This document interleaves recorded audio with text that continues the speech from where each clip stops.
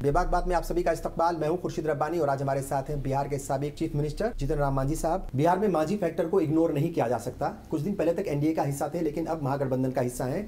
अभी दिल्ली आए हैं, सोनिया गांधी की डिनर डिप्लोमेसी जो थी उसका हिस्सा ये बने। सर, आपका इस्तकबाल है। सोनिया गांधी की जो डिनर पार्टी थी उसमें आप शामिल हुए। कुल मिलाकर के क्या कहेंगे, किस तरीके से सियासत आगे बढ़ रही है? देखिए, हम तो अपने नज़रिए से देखते हैं। हमारा नज़रिया है कि हम दलितों के लिए, गरीबों के लिए राजनीति करते हैं और दलितों और गरीबों की राजनीति में जो बेसिक मुद्दा हमारा है, मूलभूत मुद्दा है, जिसको आज आज़ादी के 70 वर्ष गुजर जाने के बाद भी लोग टटोला नहीं है। छोटी मोटी विकास की योजनाएं, छोटी मोटी सामाजिक बदलाव की योजनाओं को लागू करके अभी तक मैं समझता हूं कि औपचारिकताएं कर दी जा रही है और उसी बात को लेकर के हम आशान्वित हैं, काम कर रहे हैं। पहले हम एनडीए में थे और एनडीए में नरेंद्र भाई मोदी जी का जो चमत्कारिक व्यक्तित्व दिखता था, उससे हम आकर्षित हुए थे और हमको लगा था कि जो आरएसएस और भाजपा के खिलाफ जो शेड्यूल कास्ट और दलितों में जो बातें आई है उसको नरेंद्र भाई मोदी जी ज़रूर झुठला देंगे।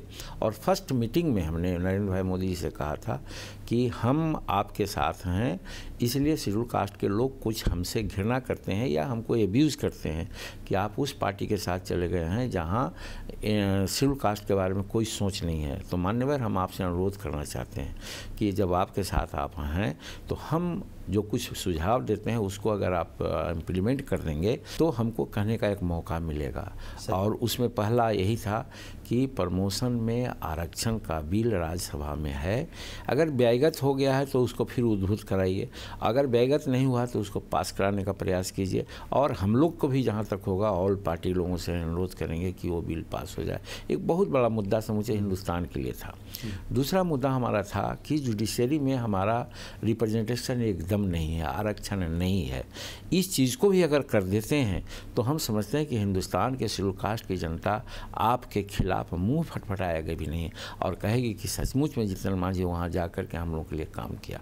इन दो बात प्रमुखता को लेकर के हम उनसे प्रायः बात करते रहे, लेकिन जब बातें नहीं बनी और इसी बीच में आपने देखा होगा चंद्रबाबू नायडू ने कहा कि हम 36 बार मिले अपनी बात को लेकर आप तो 6 बार मिले हैं, लेकिन हम 6 बार मिले। तो वही हमारा कहना है कि 36 बार मिलने का काम नहीं हुआ, हम 6 बार मिले उससे काम नहीं हुआ। तो इसका मतलब है कि और अगर हम 10-20 बार मिलने का क्रम करते तो तब तक के 2020 और 2019 का चुनाव खत्म हो जाता। तो इतना प्रतीक्षा नहीं किया जाना चाहिए। आप ये कह रहे हैं कि आपको उलझा करके रखा गया है। इतनी मीटिंग्स हुई तो प्राइम मिनिस्टर तो बहुत संजीदा है, बहुत गंभीर व्यक्तित्व वाले आदमी है। क्या उन्होंने आपकी बात गंभीरता से ली नहीं या फिर वो करना नहीं चाहते? गंभीरता से न लेने का मतलब तो ये होता कि जरूर उसको कोई कंट्राडिक्ट करते। मौन स्वीकारम लक्षणम माना जाता है। तो हमने जो सारी बातें कही उसको बहुत गौर से उन्होंने सुना था, हमको आशा बंधी थी।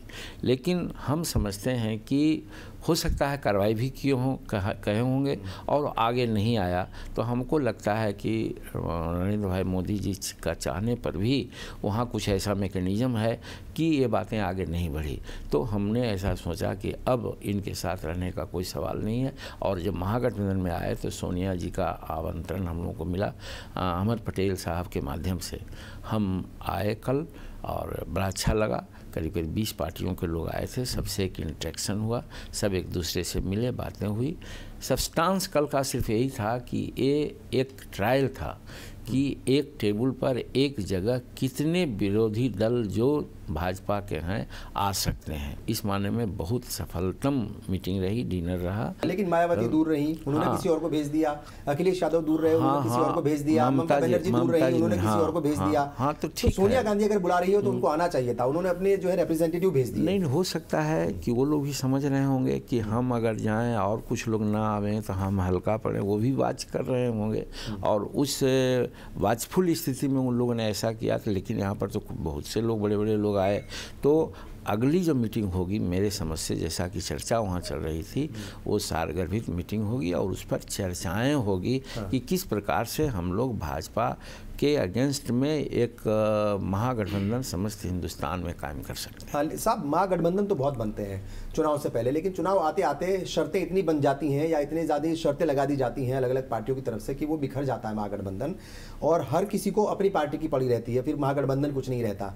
तो ऐसे में क्या लगता है, मतलब क्या उम्मीद है 2019 तक सब लोग जो है वो इकट्ठा रह पाएंगे और 2019 में बीजेपी के सामने बड़ा ऑप्शन बनकर उभरेंगे? देखिए, जब बाढ़ आती है तो आप देखते हो कि एक पेड़ पर सांप भी है, छुछुंदर भी है, बिच्छू भी है, आदमी भी है, सबको रह जाते हैं। सब बाढ़ से डरते हैं। अब वहाँ पर सब एक दूसरे का जो वैमनस्य भावना है भूल जाते हैं, जबकि एक दूसरे के दुश्मन हैं। लाइक वाइज आज जो हिंदुस्तान में जो सभी राज्यों में लगभग 22-23 राज्यों में भाजपा की सरकार बनी है और भाजपा की सरकार बनने से सबका अपना अपना एंगल है। जैसे मैं कह रहा था कि 1932 में जब पूना पैक्ट साइन हो रहा था तो उस समय प्रोविज़न था, बाबा अम्बेडकर ने लाने का काम किया था कि शेड्यूल कास्ट के मतदाताओं के लिए 2 मतदाता सूची बननी चाहिए, एक शेड्यूल कास्ट रिप्रेजेंटेटिव चुनने के लिए और एक जनरल रिप्रेजेंटेटिव चुनने के लिए, और वो संभव था। आज जैसे बिहार में काउंसिल है, काउंसिल में टीचर कंस्टिट्यूंसी अलग होते हैं और ग्रेजुएट कंस्टिट्यूंसी अलग होते हैं। ग्रेजुएट कंस्टिट्यूंसी में ग्रेजुएट ही वोटर होते हैं, टीचर कंस्टिट्यूंसी में टीचर ही वोट होते हैं, और वो जो वोटर होते हैं टीचर और ग्रेजुएट वो जनरल वोट भी करते हैं। तो जब वहाँ डबल मतदाता सूची है तो फिर तो इसमें होनी चाहिए। लेकिन अनफॉर्चुनेटली आज़ाद जिस समय इंट्रोड्यूस हो रहा था हमारा संविधान, उस समय भी बात नहीं आई। आज 70 वर्ष गुजर गए, 69 ईयर्स हम लोग इंडिपेंडेंस के मना लिया गणतंत्र दिवस का, लेकिन आज तक उस पर यह नहीं है। हमारी मानना यह है कि जब तक बाबा अम्बेडकर की वो बातें नहीं आएगी तब तक जो शेड्यूल कास्ट रिप्रेजेंटेटिव हैं, चाहे एमपी हों चाहे एमएलए हों, सब अपना व्यक्तित्व को दबा करके रखते हैं इस आशा पर कि उनकी टिकट कट जाएगी और नहीं तो फिर चुनाव हार जाएंगे। तो ये सेंस ऑफ इनसिक्योरिटी की भावना हम में जब तक प्रिवेल रहेगी शेड्यूल कास्ट का विकास नहीं हो सकेगा। एक मिनट। और दूसरी बात जो अम्बेडकर ने कहा था कि कॉमन स्कूलिंग सिस्टम होनी चाहिए, राष्ट्रपति का बेटा हो या की का संतान सबको शिक्षा एक समान, लोहिया जी ने कहा था। फ्रांस में और दूसरे देशों में ऐसा है।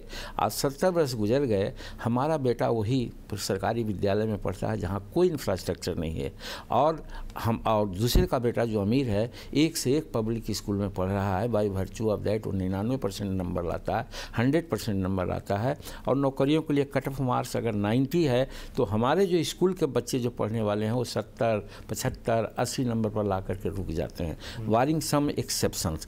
तो एक कंडीशन अगर चलते रहेगा तो 70 वर्ष गुजर गया, नेको 70 वर्ष आएगा तो भी हमारी यही स्थिति रहेगी। अगर साक्षरता के दर पर हम लोग देखते हैं तो एज ए होल अभी 75% हमारा लिटरेसी रेट है, बिहार में हमारा 64% है, और शेड्यूल कास्ट का साक्षरता दर 28% है।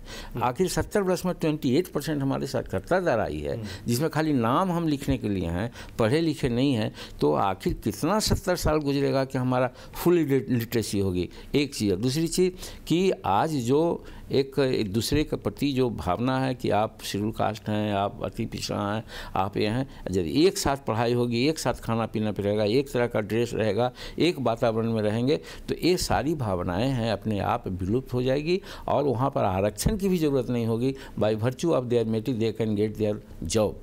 तो ये भावना के लिए बाबा साहब ने और लोहिया साहब ने कहा था। अनफॉर्चुनेटली हम लोग आज तक इसके बारे में कभी ध्यान नहीं दिया। लेकिन आप लोग लड़ाई लड़ रहे हैं, सुनी नहीं जा रही है। क्या यही वजह है कि आप एनडीए से अलग हो गए, या बहुत सारी और भी वजहें थी? लोग कह रहे हैं कि राज्यसभा का जो है वो एक टिकट चाहिए था आपको, या राज्यसभा की एक सीट चाहिए थी, वो नहीं दी गई, उसके बारे में नहीं सुना कहा गया है जाकी रही भावना जैसी प्रभु मूरत देखी थी तैसी। अगर हम गूगल से लगाया है हरा तो साफ तो नज़र नहीं आएगा, हरा ही सूझेगा। तो लोग अपनी अपनी नज़रिए से देखते हैं। जीतन मांझी पद के पीछे कभी नहीं गया है। आप जानते हैं कि जीतन मांझी मुख्यमंत्री के लिए कोई लड़ाई कर रहा था? आप जानते हैं कि जीतन मांझी कभी, लेकिन कुर्सी आराम से नहीं छोड़ रहे थे साहब आप, कुर्सी जो है वो न किसी इससे आसान से आओ क्या छोड़ा जा सकता है? कि जब हुआ तो हम कहा कि नहीं, हम फेस नहीं करेंगे, ये भाजपा वाले लोग हमको डिच किया, उससे अच्छा होगा कि जाकर के हम इस्तीफा दे देंगे। अगर नहीं छोड़ने की बात होती तो हम असेंबली को भंग तो ही कर सकते थे, उसका भी हम रखे हुए थे प्रस्ताव, लेकिन हम भंग करना उचित नहीं समझे। अगर हम राजनीतिक होते, राजनीति करते, वेस्टेड इंटरेस्ट की बात होती तो अगला 6 महीना तक तो मुख्यमंत्री हम बने हुए रहते। ये चीज़ नहीं जानते थे क्या हम? लेकिन हमने देखा कि नहीं, वो इनह्यूमन होगा, सभी विधायक लोग बेचारे इधर उधर हो जाएंगे, उससे अच्छा है कि हम उनको इस्तीफा दे दें, कोई दूसरा लोग आएगा। चला राज की बात क्या है, क्या हो गया था? मतलब नीतीश कुमार को अचानक जो है कि भाई आपसे कहा कि भाई आप इस्तीफा दे दीजिए या मेरे लिए कुर्सी छोड़ दीजिए, राज क्या है जो आपने अभी तक नहीं बताया? अगर वो कह देते कि मांझी जी इस्तीफा दे दीजिए तो 1 मिनट हम नहीं रुकते।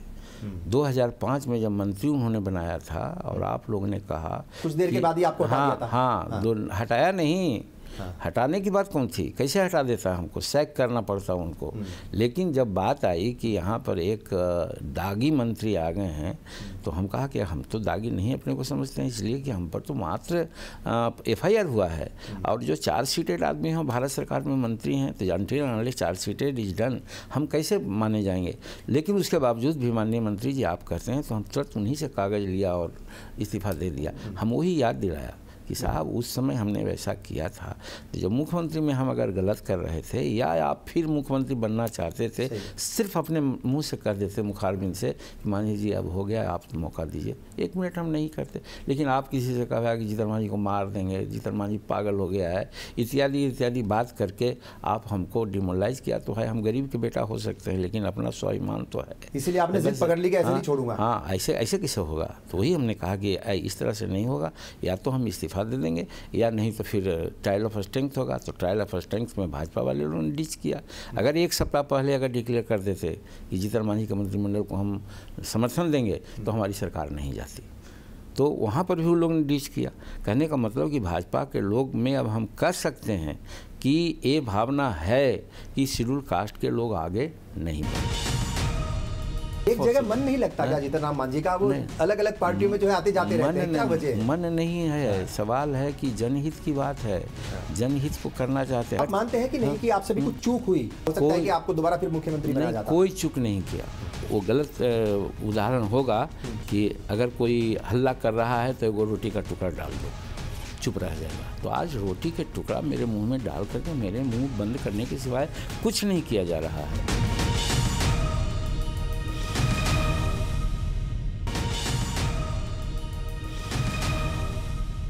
महागठबंधन में ये बात हो रही थी कि वहाँ पर भी जो है कोई एक सीट को लेकर के बात हुई है, फिर ये कहा गया कि 2 विधान परिषद की सीट दे दीजिए। ये देखिए, सब कुछ सही है या मतलब खाली अफवाहें हैं? ये सब कयास लगाए जाते हैं। हाँ। ये सब कयास, कोई डिमांड नहीं है, कोई डिमांड नहीं है। और ये कोई पहली बात थोड़े है। हम नीतीश जी के साथ 2005 में गए थे, तो हम उनसे कोई डिमांड किया था? नीतीश कुमार अपने दिल से कहें। लालू जी ही हम गए थे 1996 में हम कांग्रेस से, तो कोई शर्त रखा था क्या? तो इसी प्रकार से आज भी हम गए हैं। तो आज सिर्फ एक जगह मन नहीं लगता क्या जीतन राम मांझी का, वो अलग अलग पार्टियों में जो है आते जाते रहते हैं, क्या वजह? मन नहीं है, सवाल है कि जनहित की बात है, जनहित को करना चाहते हैं। हम तो अपने को कहते हैं सौभाग्यशाली मानते हैं, भाग्य को मैं मानता हूँ, भले ईश्वर को नहीं माने, लेकिन इतना सौभाग्यशाली तो हैं कि आपके मन में बात आ गई कि जीतन मांझी को चीफ मिनिस्टर बना दो। तो एक गरीब का लड़का, वैसा आदमी कि जिसके माँ पिताजी 1 किलो मजदूरी पर जीवन व्यतीत किए थे, और एक बहुत बड़ी मुश्किल से आपकी पढ़ाई हुई, बहुत गरीब परिवार से आप थे, हाँ, तो पिताजी आपके मजदूरी करते थे। हाँ, सही बात तो है। ऐसे में जो है आप मानते हैं कि आप अपनी तकदीर को, तो वो कह रहे हैं कि भाई ये तकदीर बड़ी है, लेकिन इसमें कहीं ना कहीं शुक्रिया अदा तो आप नीतीश कुमार का भी करेंगे कि अगर वो मौका नहीं देते, उनके मन में नहीं आता आपको चीफ मिनिस्टर बनाने का, तो शायद आप चीफ मिनिस्टर नहीं बनते। अब कह सकते हैं कि पहले तो हम सोचते थे कि सचमुच में महान आदमी है, नैतिकता का उन्होंने बात की, लेकिन आज हम कहते हैं कि जैसे क्या कहते हैं उसको, कहीं पर निगाह कहीं पर निशाना की बात आई। वो समझे कि नॉन कंट्रोवर्शियल आदमी जीतन मांझी है, इसको कुछ दिन मुख्यमंत्री बना देंगे, फिर कहेंगे ये हटिए जाएगा। और हमारा जो अभी बदनामी हो रही है लोकसभा में हार का, और सब लोग आवाज़ उठाने भी लग गए हैं कि अब आप छोड़िए। तो अपनी चमड़ा बचाने के लिए हमको उन्होंने दिया। अब दोनों दृष्टिकोण देखा कि ये तो नॉन कंट्रोवर्शियल है, और दूसरी बात जब कहेंगे तब हट जाएगा, इसलिए उन्होंने वैसा। लेकिन आपने कहा कि मैं रबड़ स्टैंप नहीं हूँ, जब आप कहोगे हट जाऊंगा, ऐसा नहीं है। ये बातें तो हुई। हमने तो, हमारे सामने उदाहरण है, भोला पासवान शास्त्री 3 बार हुए। आज भोला पासवान शास्त्री को लोग यही ना मानते हैं, बड़ी सीधा थे, ईमानदार थे। That's right. शेड्यूल कास्ट के लिए क्या हम लोग किया। आज रामसुंदर दास की बात है, आप बहुत सिंपल आदमी थे। तो सिंपल आदमी यही थे कि पैखाना घर में जाते थे तो भी उनसे सिग्नेचर ले लेते थे। जीतन मांझी उस रूप में अपने को प्रूफ नहीं किया। सोचा कि अगर हम नहीं कुछ करेंगे तो आने वाला दिन में हमारे लोग यदि किसी के यहाँ काम के लिए जाएंगे, कोई मुद्दा को उठाएंगे, तो लोग कहेगा आपका आदमी तो था, वो भले मानस क्यों नहीं उठाया, तो उसको भी गाली देंगे, हमको भी गाली देंगे। इस चीज़ को हमने बर्दाश्त बर्दाश्त नहीं किया और हम सोचा कि अब 3 महीना 4 महीना तक हमने देखा कि अब स्थिति वैसी ही है जो कि दूसरे का साथ है, इसलिए अब जो भी मेरा समय है उस समय को हम अपना मानेंगे। सभी पदाधिकारियों को कॉन्फिडेंस में लिया और ताबड़तोड़ निर्णय लेने लगे और वो निर्णय आज चर्चित है, न सिर्फ बिहार में बल्कि आप लोग के यहाँ भी, हिंदुस्तान में भी। उसके लिए हमें इस बात का फ़ख्र है। हाँ, लेकिन आप बार बार ये कहते रहे कि सब कुछ सीखा हमने, ना सीखी होशियारी। राइट। अगर हमने होशियारी सीखती तो हमको 15 महीना मुख्यमंत्री रहते कौन रोका था? हम खुशामद करते जाते, हाँ में हाँ मिलाते जाते, मुख्यमंत्री का प्यारा रह सकते थे। अब जब फर्स्ट मुलाकात इसके बाद हुई तो मुख्यमंत्री ने कहा, नीतीश कुमार ने, कि हम तो ये सोच लिया था कि अगर ठीक ढंग से बात होगी तो अगला चुनाव भी आप ही के नेतृत्व में हम लड़ाते। लेकिन आपने तो ऐसा किया। हम कि क्या ऐसा किया, बता दीजिए, कोई गलती है तो। कुछ नहीं बोले, कहीं छोड़िए इस सब बात को जाने दीजिए। तो मेरा कहने का मतलब क्या, आप मानते हैं कि नहीं कि आपसे भी कुछ चूक हुई, आपने एक और मौका छोड़ दिया, हो सकता है कि आपको दोबारा फिर मुख्यमंत्री बनाया जाता? कोई चूक नहीं किया, हमने कोई चूक नहीं किया। हमको इस बात का फ़ख्र है कि गरीब हो सकता है, स्वाभिमान उसका अपना है, स्वाभिमान से कभी समझौता नहीं कर सकता है। समाज के लिए गरीब कटिबद्ध होता है। दूसरा लोग सिर्फ घड़ियाली आंसू बहाते हैं। सरकार बजट बनाती है, बजट का पैसा इधर उधर करती है, गरीबों के पक्ष में खर्च नहीं करती है, और जो मूलभूत सिद्धांत है गरीबों को उत्थान के लिए उसको टच भी नहीं करती है, चाहे राजनीतिक हो, सामाजिक हो या शैक्षणिक हो। और उस चीज़ को हम उठाना चाह रहे थे, उठाया। एक चीज़ में उदाहरण देना चाहते हैं आप लोग इस वक्त, जैसे हिंदुस्तान में किसान 80% के आसपास में है, बहुत बड़ा महकमा किसान का है। बिहार में भी 76% है लोग, और बिहार के किसान तबाह हैं। आज महाराष्ट्र के किसान, आज यहाँ का किसान धरना दे रहे हैं, मर रहे हैं, आत्महत्या कर रहे हैं। हमने सिर्फ एक चाल चली थी कि इनकी सिंचाई का प्रबंध अगर फ्री हम कर दें तो इनकी हालत बहुत सुधर सकती है। हमारा टारगेट था कि 10 एकड़ ज़मीन रखने वालों को बिजली माफ़ करेंगे, लेकिन वो जो हायरार्की उनकी थी नीतीश कुमार का, हमको बाध्य किया, हम कॉम्प्रोमाइज़ किया, 5 एकड़ पर आ गए कि 5 एकड़ ज़मीन रखने वाले किसानों को बिजली हम माफ़ कर देंगे। ये एक ऐसा मामला था कि जिसे किसान का 50% राहत मिलती, आज कोई नहीं कर रहा है। तो चिंता हमको इसलिए हो गई कि अगर मेरा किसान ठीक रहता, मजदूरी कम से कम उपलब्ध कराता, तो हम तो कम से कम पोस्ट ग्रेजुएट और डॉक्टर जो हो सकते थे। तो इसीलिए हमने कहा कि किसान की स्थिति को ठीक रखना चाहिए। इसी तरह से अनुभव पर कई एक काम हमने किया जो अकाट्य है, नहीं कोई उसको काट सकता है। उसका इम्प्लीमेंटेशन किए बिना युवाओं में, महिलाओं में, खेतों में, शेड्यूल कास्ट में, ये सब में तब्दीली नहीं आ सकती है। वैसे वो गलत उदाहरण होगा कि अगर कोई हल्ला कर रहा है तो एगो रोटी का टुकड़ा डाल दो, चुप रह जाएगा। तो आज रोटी के टुकड़ा मेरे मुंह में डाल करके मेरे मुंह बंद करने के सिवाय कुछ नहीं किया जा रहा है। ये बताइए साहब, लालू यादव जो है जेल के अंदर हैं और उनकी फैमिली को लगातार टारगेट किया जा रहा है। लोग ऐसा कह रहे हैं कि ये पूरा सियासी एक ड्रामा है, सियासी खेल है। क्या आप भी ऐसा मानते हैं? और तेजस्वी यादव पार्टी की कमान संभाले हुए हैं, अब आप उनके साथ जुड़ गए हैं, तो मांझी फैक्टर जो है वो 2019 में कितना प्रभावी रहेगा बिहार में? देखिए, मांझी फैक्टर क्या रहेगा क्या न रहेगा, हम अपने मुंह से कहेंगे तो उसको हाईली स्पीकिंग ऑफ कहा जाएगा। That is a matter to be examined by the audience and society also. वो हम नहीं कहेंगे। जहाँ तक लालू यादव जी जेल में हैं, उनके परिवार पर अनेक प्रकार की बातें आ रही है, वो भी जुडिशियल मामला है, उसमें किसी को कहने का अधिकार नहीं है या उसके बारे में हम कुछ नहीं कर सकते।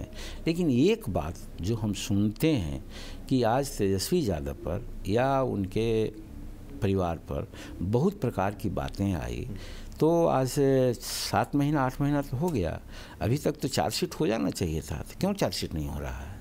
इसका मतलब है कि कहीं न कहीं संदेह है, आरोप लगे हैं, सो मोटो जाकर के उन लोग उस पर FIR भी हो गया या और सब कर रहे हैं, लेकिन उनको कोई क्लू नहीं मिल रहा है। That's why for the charge sheeted they are not being charge sheeted. ये साबित करता है कि कहीं न कहीं हार्ड हेस्ट में कुछ निर्णय लिया गया है। आपकी पार्टी के हैं नरेंद्र सिंह, वो कह रहे हैं कि हम पार्टी हमारी है, या तो आप वापस NDA में आ जाइए, वरना हम जो है वो आने वाले वक्त में अपना प्रेसिडेंट चुन लेंगे नया। देखिए, किसी को कह देने से कि हमारी पार्टी है, हम किसी को निकाल देंगे तो शायद उनका मानसिक दोष हो सकता है। लेकिन ये हम कहना चाहते हैं कि सबसे पहले बात ये थी कि बाबू नरेंद्र सिंह जदयू के निष्कासित व्यक्ति हैं और उनकी सदस्यता भी गई है, उस सदस्यता के विरुद्ध में उन्होंने एफिडेविट करके दिया है कोर्ट में, और फिर काउंसिल के सभापति के यहाँ भी लिख के दिया कि हम हिंदुस्तानी अवाम मोर्चा के सदस्य नहीं हैं। तो जब उन्होंने एफिडेविट करके कोर्ट में दिया, हायर ऑफिस में दिया, और उसके बाद वो कहते हैं कि एनडीए के आदमी हैं और एनडीए के अध्यक्ष को हटा देंगे, तो इसको क्या कहा जाएगा? ये दिमागी कहीं हरकत है जिसके चलते वो ऐसा कर रहे हैं। रही बात, पॉलिटिशियन आदमी है, पुराना आदमी है, कोई भी पार्टी बनाने को स्वतंत्र हैं। जनता का अगर प्यार मिलेगा, कार्यकर्ताओं का ही मिलेगा, या जिस मामला से ऐसे कोई भी आदमी हमारे पास आते हैं तो इसका मतलब वो हमारे पार्टी का तो नहीं है। वो जब हम लोग सोचा कि महागठबंधन में जाएंगे तो उनका कुछ शर्त ऐसा था कि जाना चाहिए, लेकिन उनके 2 बेटा हैं, उनका समायोजन होना चाहिए, उनको लोकसभा या राज्यसभा में कहीं टिकट सुनिश्चित होना चाहिए, कुछ सब्सिडरी सीट बतलाए जिसमें फॉरवर्ड थे, इनको सीट मिलना चाहिए। तो उस पर तो हम लोग कहा था कि हम किसी से मिलते हैं, मेरा कोई शर्त नहीं रहता, यूनिलैटरली मिलते हैं, काम हम करेंगे, काम के बाद जो हमारा सिद्धांत है उसके आलोक में फिर हम चाहेंगे कि ये चीज़ हो, ये चीज़ हो, ये चीज़ हो, लेकिन अभी कुछ नहीं। इस चीज़ को उन्होंने नागवार समझा और उन्होंने इस तरह की बात की। हम समझते हैं कि ये उनका वेस्टेड इंटरेस्ट का खास करके यह है कि नहीं देखा कि अब तो जीतन मांझी कुछ दूसरी बात कर रहे हैं, तो वैसी परिस्थिति में हट जाना ही उचित समझे। और जहाँ तक पार्टी का सवाल है, तो पार्टी में आप लोग भी इसको जज कर सकते हैं कि जो लिख करके एफिडेविट करके कोर्ट में दिया हो, विधान परिषद में दिया हो, निश्चित रूप में इसमें कहना क्या है। हम लोग हैं हिंदुस्तानी अवाम मोर्चा सेकुलर के सारे पदाधिकारी लोग हैं, सब मालिक हैं, हमारे यहाँ कोई कल्ट नहीं है, सुप्रीमो का कल्ट नहीं है। ये बताइए साहब, आपके बयानों को लेकर कई बार जो है वो बवाल मच जाता है। आपने कहा सभी दलितों को बौद्ध धर्म अपना लेना चाहिए, तो ये कौन सा मसले का हल हुआ? देखिए, ये बवाल नहीं है, हम उस पर अभी भी कहना चाहते हैं कि हिंदुस्तान में जो ब्राह्मणवादी व्यवस्था है, ब्राह्मणवादी व्यवस्था के बाद जो मनुवादी व्यवस्था में ये जो वर्गीकृत किया है कास्ट का, एक वर्ण होता है, एक वर्ग होता है। वर्ग होता है क्लास, वर्ण होता है कास्ट। तो क्लासीफाई आप कर सकते हैं कि हम अमुक काम करते हैं, हम अमुक काम करते हैं, लेकिन जाति का वर्गीकरण जो कर करके आज समाज को बांटा गया है, ये हिंदुस्तान के सॉवरेंटी के लिए खतरनाक है। हम शेड्यूल कास्ट के लोग भी मानते हैं कि जब तक हमारे शेड्यूल कास्ट में भी हजारों या सैकड़ों जातियाँ रहेगी, शेड्यूल कास्ट एज सच अगर हम यूनाइट नहीं होंगे तो हमारा विकास नहीं होगा। और इस चीज़ को बाबा अम्बेडकर साहब ने अपने कर्म से करके बतलाया कि लास्ट समय में बुद्धिज़्म को उन्होंने अपनाया था। बुद्धिज़्म में हिंदुइज्म के ऐसा कास्टिज्म नहीं है, कास्ट का कोई स्थान नहीं है। इसके लिए उन्होंने हमको एक तरह से उपदेश दिया, उस उपदेश को हमको मानना चाहिए। अब जिस दिन हम बिहार में मुख्यमंत्री थे भी तो कहते थे, इसके लिए भी लोगों को चिंगारी लगी थी कि यहाँ 22 उपजातियाँ हो शेड्यूल कास्ट, हमारी जनसंख्या करीब 24-25% है। जिस दिन तुम एक हो जाओगे, बिहार का नेतृत्व शेड्यूल कास्ट के हाथ में जाएगा। ये चीज़ किसी दूसरे को नागवार लगा तो अपने अपने ढंग से उन्होंने पेंट किया। जिस बात की चर्चा आपने की, दलित वर्ग है वो भी बहुत पिछड़ा हुआ है, और सच्चर कमेटी ने बताया कि जो मुस्लिम वर्ग है वो दलितों से भी ज़्यादा पिछड़ा हुआ है। आपको लगता है कि दोनों को मिलकर के अपने सियासी मुस्तकबिल के लिए, अपने समाजी मुस्तकबिल के लिए और तमाम तरह की तरक्की के लिए काम करना चाहिए, सियासी तौर पर एक प्लेटफॉर्म पर आना चाहिए? ये मुमकिन है कि मुमकिन है ही नहीं? नहीं, जो हम फार्मूला रखे हुए हैं अब हमारा फार्मूला नहीं है, अम्बेडकर साहब का, लोहिया साहब का, जिसमें शेड्यूल कास्ट के साथ साथ अति पिछड़ा मुसलमान अल्पसंख्यक जिसको कहा जाता है, या सवर्ण में भी जो गरीब हैं, उनकी भी बात आती है कि ये लोग के लिए अगर शिक्षा सामान्य हो जाए, एक तरह की शिक्षा हो जाए, एक तरह का खान पान हो जाए, एक वातावरण में पलें लोग, तो न हिंदू गिना जाएगा, न मुसलमान गिना जाएगा, न राजपूत गिना जाएगा, न शेड्यूल कास्ट गिना, वहाँ सब विद्यार्थी माने जाएंगे। और वो पीढ़ी जो आगे बढ़ेगी वो देश के सॉवरेंटी के लिए हम समझते हैं कि अकाट और मजबूत कड़ी होगी और तब विकास होगा। तो यहाँ तो अब कमेटी बना दी है, सच्चर कमेटी, रंगनाथ कमेटी बनाए, क्या कर रहे हैं आप? शेड्यूल कास्ट के लिए भी आप दलित और महादलित बनाए, क्या कर रहे हैं? तो वही तो कहा कि भाई एगो हॉस्टल बना दो, एगो रिजर्वेशन दे दो।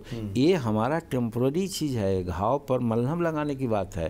परमानेंट सॉल्यूशन दीजिए। परमानेंट सॉल्यूशन यही है कि राष्ट्रपति का बेटा हो या भंगी का संतान, सबको शिक्षा एक समान। और शेड्यूल कास्ट के लिए सेपरेट इलेक्टोरल आप बनाइए कि वो राजनीतिक अपना पहचान बना सकें और हमारे जो अति पिछड़ा और जो अल्पसंख्यक वर्ग के लोग हैं उनको भी सामाजिक, आर्थिक और शैक्षणिक विकास के लिए जो हमारा फार्मूला है उसके तहत उनको पिरोइए, तब हमारा समाज। एक आखिरी सवाल ये कि आप एनडीए का हिस्सा आप बिहार में नहीं रहे और ओवरऑल नहीं रहे, तो क्या बिहार में कुछ और पार्टियां भी हैं जो एनडीए से दूर हो जाएंगी? उपेंद्र कुशवाहा का नाम चल रहा है, पासवान साहब का नाम चल रहा है, क्या कुछ ऐसा है, बातचीत हो रही है लोगों से? आपने पहले भी कहा एक जुमला बोला कि सब कुछ मैंने सीखा न सीखी होशियारी।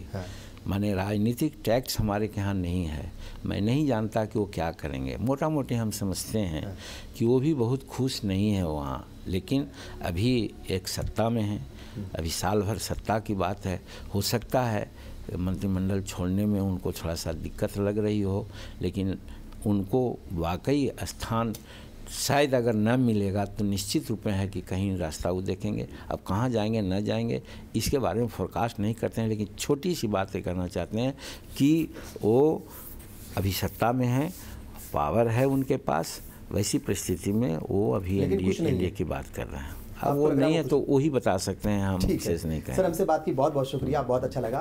तो ये थे जीतन राम मांझी साहब, बहुत सारी बातें इन्होंने की है। इन्होंने बताया कि किस तरीके से सियासत आगे बढ़ रही है और कैसे ये दलितों को और मुसलमानों को एक साथ लेकर के चलने की बात कर रहे हैं। बिहार में मांझी फैक्टर कितना असरदार होगा ये आने वाला वक्त ही बताएगा। बहरहाल बेबाक बात में बस इतना ही। आदाब।